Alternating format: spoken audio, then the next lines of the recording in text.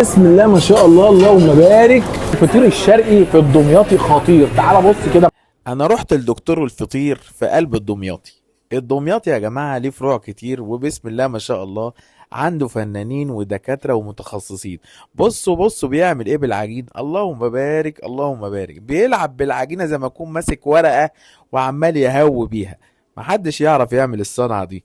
والله انا اتبسطت في المكان ده انبساط. بص انا عامل ازاي. بايدك عن بعضيها.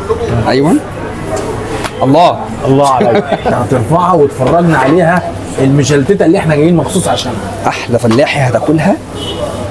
انا عايز اشوف الورق كام ورق. ده انا هوريك كل حاجه دي. فرجني يا شيف بص يلا. بقى كده ايه ده؟ الصوت ده كده وبيقطع، تحس انه بيقطع في قلبي. اسمع الصوت. ايه ده؟ بص بقى يا باشا، قرب.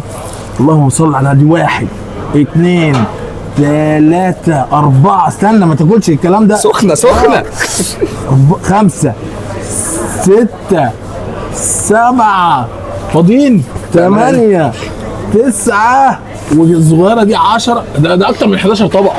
فطير الدمياطي كما ينبغي ان يكون. صح. احلى فلاحي في الدنيا ما شاء الله. بتعملوا ايه بقى غير الفطير المشلتت اللي انا جاي عشانه؟ بعمل فطير شرقي، حشو داخلي وخارجي. جميل. اللي هو الفطير اللي هو بتاعنا بقى. ده هو زي البلدي بالظبط كده.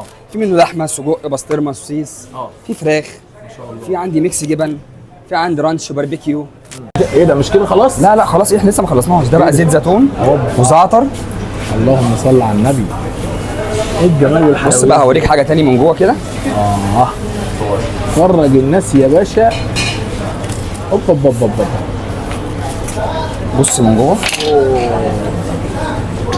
سوسيس والموزاريلا سايحه، العجينه مستويه كويس جدا ما شاء الله. كل سلايز اجمد من التاني.